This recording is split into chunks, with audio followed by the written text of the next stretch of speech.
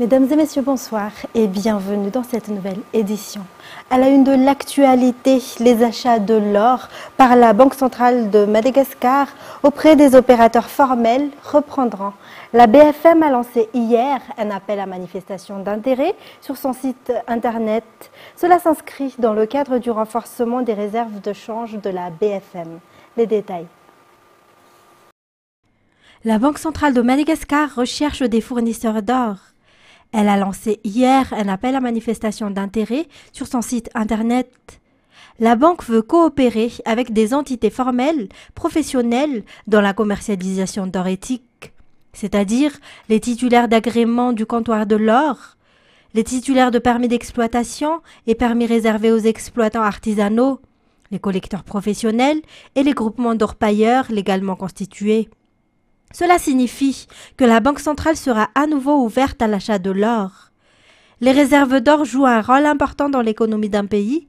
Il apporte une sécurité financière et des garanties en temps de crise. La Banque centrale utilise également les réserves d'or pour stabiliser la monnaie et contribuer à contrôler l'inflation. À titre de rappel, avant la suspension de l'achat de l'or par la BFM en 2020, 11 opérateurs lui vendaient de l'or et Madagascar avait une tonne de réserves d'or. Le gouvernement a pour objectif de disposer de 4 tonnes de réserves d'or par an. Les intéressés peuvent consulter l'appel à manifestation d'intérêt sur le site de la BFM. Le premier dépouillement se fera le 3 octobre. Et le ministère de la Justice élabore actuellement la vision stratégique 2035. La vision comporte 9 défis qui se basent sur la politique générale de l'État. Un atelier de concertation se tiendra donc pendant 2 jours à Antananarivo et cela se poursuivra dans les régions. Les détails. Le ministère de la Justice a commencé à élaborer la vision stratégique de justice 2035 en mai dernier. Elle est basée sur la politique générale de l'État et comporte 9 défis majeurs tels que l'octroi d'un procès équitable, le renforcement de l'éthique, la réhabilitation du Conseil supérieur de la magistrature, la lutte efficace contre la corruption et l'impunité, la réduction de la surpopulation carcérale, le respect des droits de l'homme dans le domaine de la justice, le développement des solutions durables pour l'autosuffisance alimentaire des personnes marginalisées, le renforcement des fondements de l'autorité judiciaire pour rendre effective la séparation des pouvoirs et la lutte contre l'ingérence du secteur politique et du secteur privé dans le système judiciaire. Le ministre de la Justice, Rakoutoumandimp Benjamin Alexis, a annoncé lors de son discours d'ouverture de l'atelier qu'il est important d'améliorer l'administration du ministère, le système judiciaire et la gestion des prisons. L'atelier se tiendra pendant 2 jours à l'ENMG à Tsaralalan. L'AFD, ou Agence française de développement, travaille en étroite collaboration avec le ministère pour mettre en œuvre la vision stratégique de justice 2035. À noter qu'elle accompagne déjà le ministère à travers le projet PAJMA et le projet Fanarenan. En éducation, le changement climatique a des effets néfastes sur le monde de l'éducation à Madagascar, a déclaré aujourd'hui la CONAMEPT, ou Coalition nationale malgache pour l'éducation pour tous. Afin de résoudre ce problème, la CONAMEPT propose ainsi la rénovation du système éducatif malgache pour qu'il puisse faire face à ce changement climatique. Le 7e Forum national sur l'éducation s'est tenu aujourd'hui au CCI Ivatu. L'objectif est de faire le point sur l'amélioration de la loi régissant le système éducatif à Madagascar. Radraman Nzatouf sur les images de Kevin Ravoniarsan. De nombreuses écoles à Madagascar ont subi les effets néfastes du changement climatique. En conséquence, bon nombre d'entre elles n'ont pas pu assurer les heures d'enseignement requises, une situation qui touche presque toutes les régions de Madagascar, mais également d'autres pays du monde, d'après les sociétés civiles. La CONAMEPT, ou Coalition nationale malgache pour l'éducation pour tous, avance donc en proposition la coordination des lois régissant l'éducation et le système éducatif à Madagascar afin de pouvoir faire face au changement climatique. Le président du conseil d'administration de la CONAMEPT a également indiqué que la rénovation du système éducatif à Madagascar est également en cours, notamment en ce qui concerne l'expérience et le diplôme requis pour les catégories de personnes pouvant enseigner. Le 7e Forum national de l'éducation a eu lieu ce jour à Ivat, une conférence axée sur la révision et la collecte de recommandations pour améliorer les lois régissant le système éducatif à Madagascar. Parallèlement à cela s'est tenue également la célébration du 10e anniversaire de la CONAMEPT. Et dans les actualités également, 186 cas d'incendie ont été enregistrés par les sapeurs-pompiers au cours des 9 premiers mois de l'année. 103 d'entre eux étaient des incendies de maisons. Les pompiers appellent les citoyens à être vigilants, surtout en cette période de sécheresse. Yves Janel. Plus de 56% des incendies dans la capitale au cours des 9 derniers mois concernaient des maisons. Le travail des pompiers est difficile car dans la plupart des cas, le lieu est inaccessible. Il arrive également que les citoyens ne respectent pas les lois qui existent, notamment la validation des permis de construire par les sapeurs-pompiers. Seules les grandes entreprises respectent cette procédure de nos jours, selon le commandant Ralai Vaunur Olivier, chef de corps des sapeurs-pompiers de Tsaralalan. Outre la capitale, les pompiers peuvent intervenir dans les communes environnantes. 5 arrondissements de la capitale disposent chacun d'une caserne de sapeurs-pompiers. Selon les précisions, ces combattants du feu sont toujours joignables au numéro vert 118. Et le terrain de plus de 30 hectares situé à Tananjan, commune à Kadkel-Ilaf, district d'Avarajan, a été restitué à ses véritables propriétaires après 21 années de litige. C'est ce qu'énonce la grosse du tribunal aujourd'hui. En conséquence, les descendants du propriétaire de ce terrain ont obtenu gain de cause. Andoniana Martina, Sech Andjanab. Le verdict a été rendu ce matin. Un terrain qui fait l'objet de litiges depuis plus de 21 ans entre une société œuvrant dans la télécommunication et les descendants des propriétaires Razaf Tsar et Razaf Maef. Les descendants des propriétaires et la population locale ont manifesté pour réclamer la justice dans cette affaire. Aujourd'hui, pour eux, la lutte a porté ses fruits. Pour rappel, ces descendants des propriétaires fonciers ont également eu gain de cause devant le tribunal en 2012.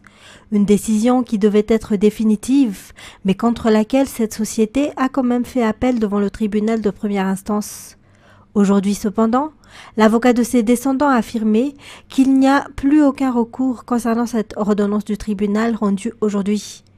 C'est donc une immense victoire pour les propriétaires, mais surtout pour le peuple malgache, car la terre appartient au peuple malgache, a souligné l'avocat des descendants.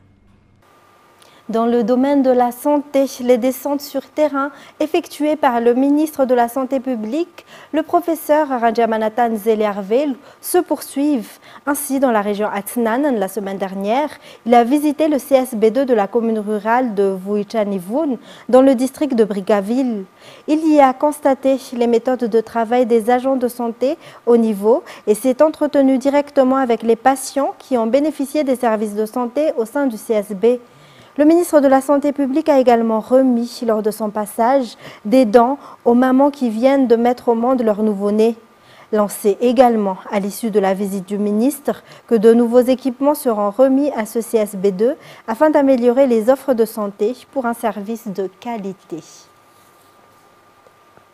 Et toujours dans ce contexte, les responsables du projet Help for Madagascar du gouvernement norvégien sont descendus au Fukutan d'Ampari-Mboang dans la commune rurale d'Inanantunan samedi dernier pour voir l'avancée des travaux de construction du CSB1 dans cette localité. Cette association collabore avec la commune dans la construction des CSB1. Jameson Rajanarman de Viva Antirabe pour plus de détails. Le village d'Ampari-Mboang, dans la commune rurale d'Inanatunan, district de Betaf, bénéficiera d'un centre médical de base ou CSB1. L'infrastructure a été obtenue grâce à une collaboration entre la municipalité, le projet Help for Madagascar de Norvège et la population locale. Ce CSB1 réduira les difficultés de la population en matière de santé et de soins. Ce centre médical de base comprend 3 bâtiments principaux. Le ministère de la Santé publique enverra les personnels qui y travailleront, tandis que les Norvégiens le doteront d'équipements. La commune a déjà collaboré avec ces Norvégiens dans la construction d'écoles. Ce centre médical de base, ou CSB1, est prévu être opérationnel en mai 2025. Par ailleurs, les responsables du projet ont également visité les salles de classe qu'ils ont installées au sein de l'EPP Andjoufi. Selon les informations reçues, la coopération avec ces Norvégiens se poursuivra dans de nombreuses communes. Et en sport, le match opposant Madagascar aux Comores s'est soldé par un score nul de 1-1 dans le cadre de la deuxième journée de la phase de la qualification à la CAN hier au stade de Hamadi Agredi Rades à Tunis. Un résultat qui place l'équipe nationale malgache à la 4e et dernière place avec 1 point si la Tunisie garde la première place avec 6 points, les Comores à la 2e place avec 2 points et la Gambie 3e place avec 1 point. Reportage. Les Comoriens ont subi les attaques des Malgaches hier durant la deuxième journée de la qualification à la CAN 2025, match qui a été tenu au stade de Hamadi Agredi à Rades, Tunis. Les Baréas ont ainsi ouvert le score avec un but de Carolus dès la 9e minute du match. Les Comoriens ont alors enchaîné les attaques par la suite, ce qui a abouti à une égalisation du score à la 41e minute, un but marqué par le Comorien Changana. En effet, les Comoriens ont su saisir l'occasion d'un coup de pied arrêté, ce qui les a permis d'égaliser, même si les Baréas se sont déjà préparés à ce genre de situation durant les entraînements. Il a été constaté que les joueurs malgaches avaient du mal à garder leur position sur le terrain. Par ailleurs, le retard de décision sur le remplacement des joueurs a été parmi les facteurs qui ont abouti à ce résultat. En tout cas, le sélectionneur espère toujours récupérer lors des 4 matchs restants.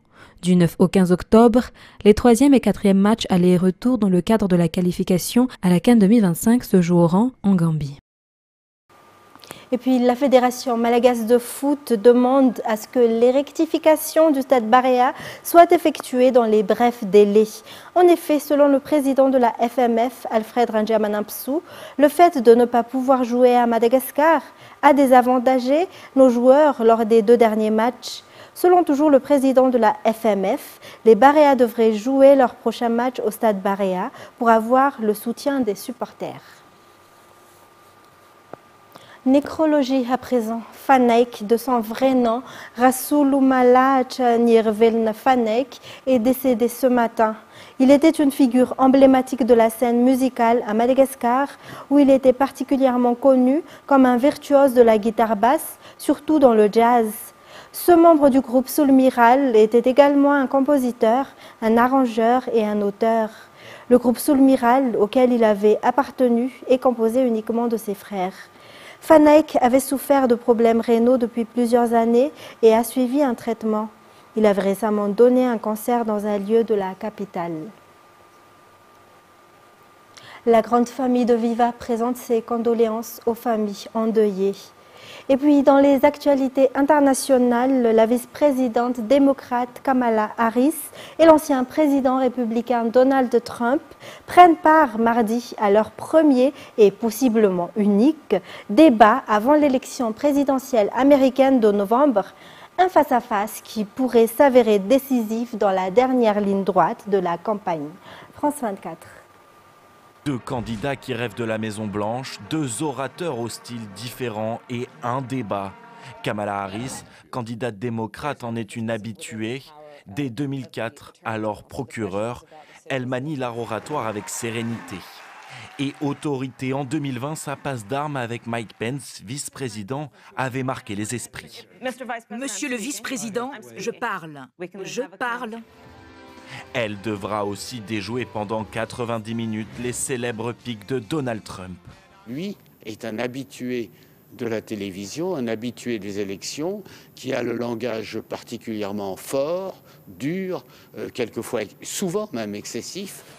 Pour s'entraîner, la candidate démocrate a fait appel à Philip Reines, célèbre consultant politique, qui lui donne un avant-goût de Donald Trump, notamment sur le dossier sensible de l'immigration, en attendant le vrai débat à Philadelphie, qui se déroulera dans la nuit de mardi à mercredi.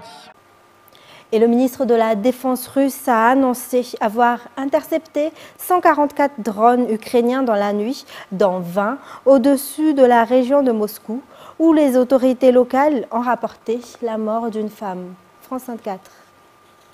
Plusieurs étages d'un immeuble résidentiel lourdement endommagés, les conséquences d'une frappe de drone dans la banlieue de Moscou. Un habitant a filmé la scène. Une frappe attribuée à l'Ukraine par la Russie, qui dit avoir intercepté 144 drones dans la nuit de lundi à mardi, dont 20 autour de la capitale. Nous dormions. Quand je me suis levé pour aller travailler, j'ai regardé par la fenêtre et j'ai vu une boule de feu. En l'espace d'une seconde, j'ai protégé mon épouse avec une couverture. La fenêtre a été brisée par l'onde de choc. Il était 4 heures du matin. J'ai entendu le bruit de l'hélice. J'ai ouvert le rideau et le drone a frappé le bâtiment sous mes yeux. J'ai tout vu. J'ai rassemblé ma famille et nous sommes sortis en courant. La Russie affirme détruire quasi quotidiennement des drones ukrainiens lancés sur son territoire. Samedi, Kiev a officiellement revendiqué une frappe sur un dépôt de munitions russe près de la frontière avec l'Ukraine. L'armée russe, de son côté, poursuit son offensive dans le Donbass. Elle avance de jour en jour vers la ville de Pokrovsk, sa nouvelle cible à l'est de l'Ukraine.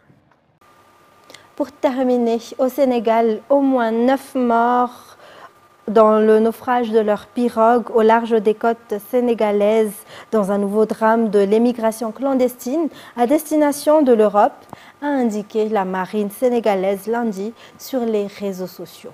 France 24. Les recherches se poursuivent ce lundi avec 3 navires de la marine sénégalaise qui se relaient sur place, appuyés par un avion, un aéronef espagnol qui est d'ordinaire dédié à la surveillance des côtes. On ignore combien de personnes ont échappé au pire.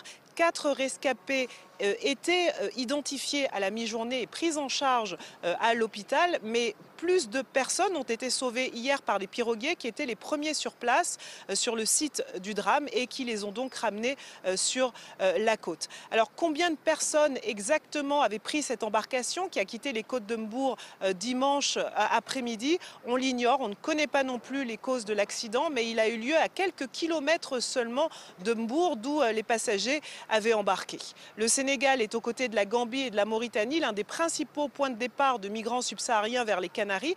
Et depuis janvier, plus de 25 000 Africains ont débarqué sur l'archipel espagnol. C'est une hausse de 120% par rapport à l'année dernière, à la même époque. Et c'est la fin de cette édition. Merci à vous de l'avoir suivi. Restez avec nous tout de suite après l'émission Nizouk, présentée par CN Ranirlant. Au revoir et passez une excellente soirée sur Viva.